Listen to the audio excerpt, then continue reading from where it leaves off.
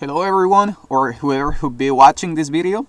Well, today I decided to record this video because I wanted to show my reading progress and my reading skills. And yeah, basically I thought it'd be a great idea, to post this video on YouTube, so that way I could get feedback from native speakers, and you guys could tell me uh, what am I doing wrong or right, or what should I do to improve my reading skills. So that's basically the objective of this video. Well, today what I always tend to do when I choose content, language learning content, is to choose content which results or yeah turn out to be interesting for me.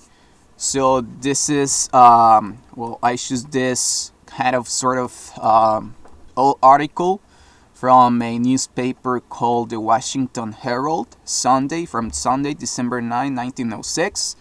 And yeah, basically, I choose it because I thought it'd be interesting, really interesting, to know more about the life of this person. And first of all, the name of this person is William James Sidis, and uh, he is the person. He's the world's smartest person, and he's considered the world's smartest person in the world, and actually in the history. And yeah, I um, I gotta know about him because one of the most popular YouTubers in Latin America, called Dross, or as we'd say in Spanish, Dross. Uh, uh, I think it was on 2014. He posted a video titled El hombre con el cociente más el hombre con el coeficiente intelectual más alto de la historia. And yeah, since I watched that video, I got interested to know more about the to get to know more about the life of this person. And well, while I was searching on internet, I discovered there were a or I found out that somebody had made a book about his life, a biography about his life. And yeah, that's basically a biography. And yeah, I looked it up on Amazon, and I discovered the book was available to buy it. And yeah, I've already read it, the whole book. And yeah, it's something interesting. I The book costed me like 15, 14, $13, something like that. It wasn't very expensive because I I bought the used version, but it, it is in good conditions. And yeah, basically the book uh, uh it, you know gives you more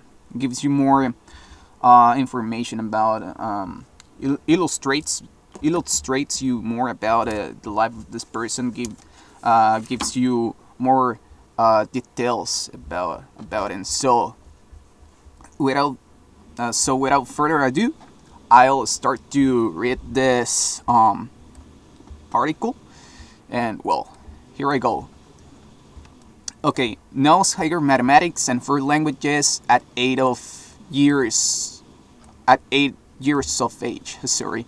So knows higher mathematics and foreign languages at 8 years of age. Okay. So right. Brooklyn, Mass. Thinks it possesses the youngest high school pupil in the United States, as well the most remarkable in many ways. The boy is only 8 years old. His name is William James Sidis, the only son of Dr. Boris Sidis, a prominent Russian-American physician.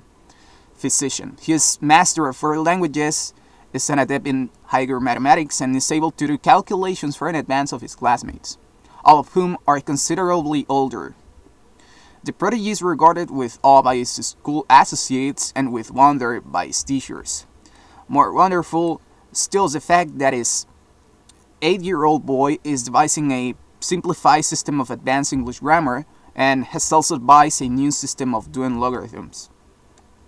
And things, the reading continues by this way. Well, I'll keep going reading.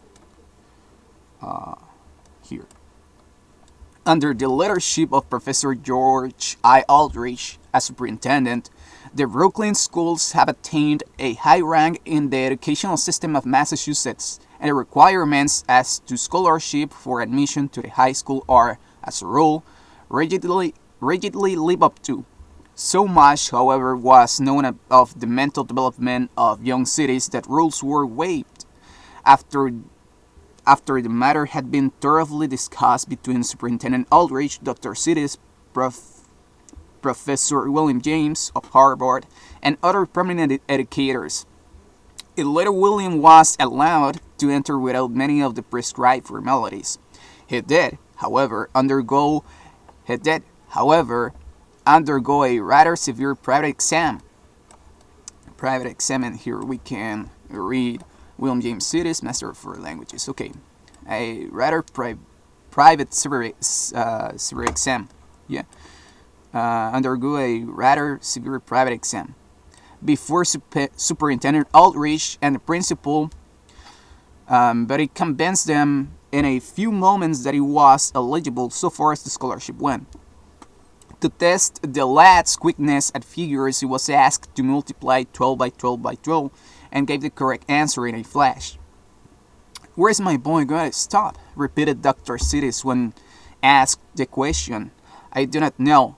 He took books almost from the cradle, long before other children, and here it's a Greek text. Long before other children are able to master the alphabet on wooden blocks, he was speaking and reading good English. At first, his mother and I were alarmed at his wonderful precocity, but the boy was normal in every respect, perfectly sound and healthy, and a child in everything but his mental development. He has not been forced to study. Rather, at the outset, we did all we could to discourage it. We wanted to have him go out and play like other children of his age, but the boy preferred his books or the lessons my wife and I taught him. Still, he isn't a weakling physically by any means. We have looked to that, as well as to his mental development. He exercises regularly and spends a certain time out in the air. Of course, he has to wear glasses, but that is to protect the eyesight from possible harm. As to his future, we have not yet seriously thought of mapping it out in any definite way. His mind is a terribly mathematical one, and he takes delight in the most abstruse problems. As to languages, we Russians have a facility for him, so I'm not at all surprised at the readiness with which he acquired English, French, German, and Latin. It is probable that he may go through the high school in less than a prescribed 4 years. He may then enter to some college, but as I said, the future is yet to be met. We tend to let him pick his own course as much as possible in his educational development. Well, his classmates in the high school are boys of almost twice his years and size. His feet do not reach the floor from his seat.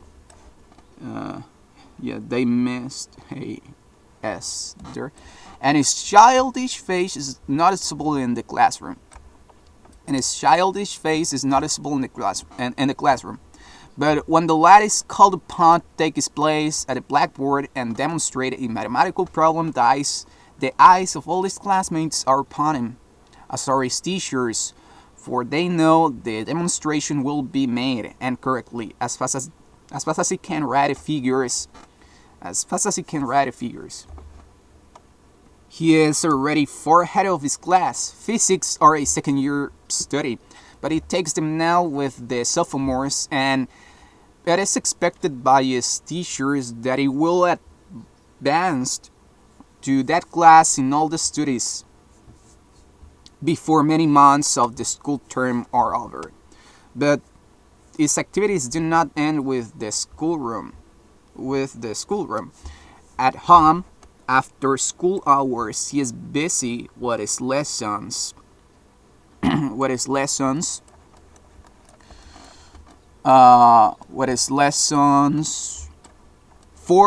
With his lessons for the next day.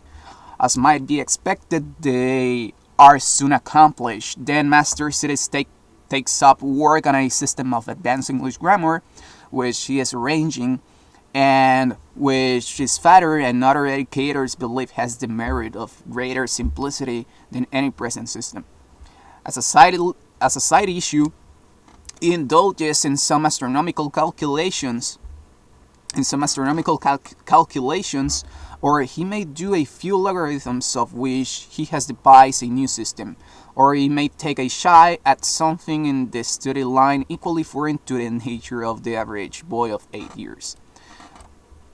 Already his classmates like him, for there is no trace of megalomania about him, and he is always willing to help them with a problem they find difficult.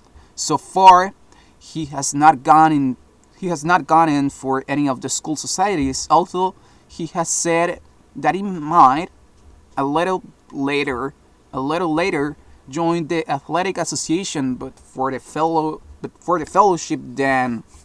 more for the fellowship. For the association, join the athletic association.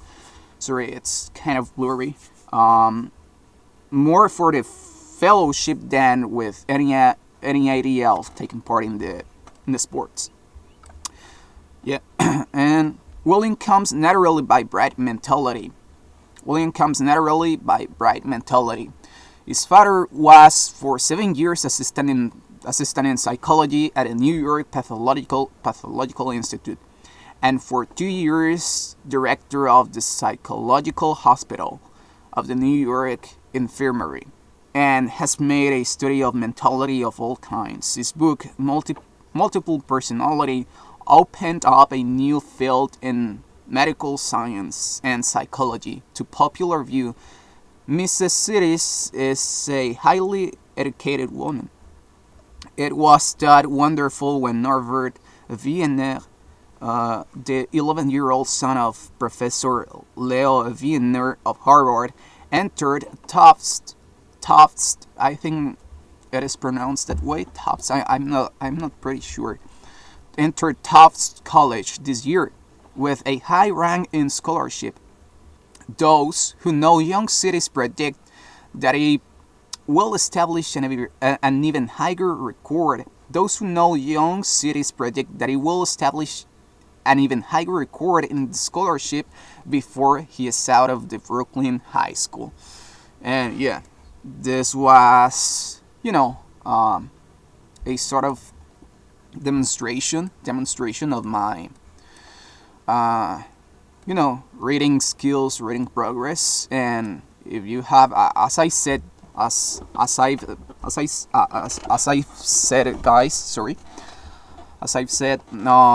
if you have any advice, please let me know. It'd be definitely great to hear some of your advices, And yeah, I'm think this is the uh, some of the I don't know, I'm not pretty sure, some of the official web pages of articles collected by the government, something like that. And yeah, fortunately I could find this interesting, without doubt, article in this page. And yeah, this is a Greek, as a fun fact. This is a Greek text, and I you know, I asked for help to native speakers of the language, which is Greek, to Greek people, to know what it was, what William was writing on the blackboard. And what I found out was that this well, what he's writing here is misspelled. But fortunately I got the correct version, the correct version of this. And well, I would read it. Obviously I'm not going to read this misspelled version, but I will say rather said it, I will say the I will say it in the correct way. So first of all, what is writing here is render to the Caesar what belongs to the Caesar, and to God what belongs to God. A well-known phrase, you know, from the Bible. So in Greek is something like, in Greek goes something like okay, apόδοτε ουν τα του κέσερος το κέσερικέ τα του Θεού το Θεό. Απόδοτε ουν τα του κέσερος το κέσερικέ τα του Θεού το Θεό.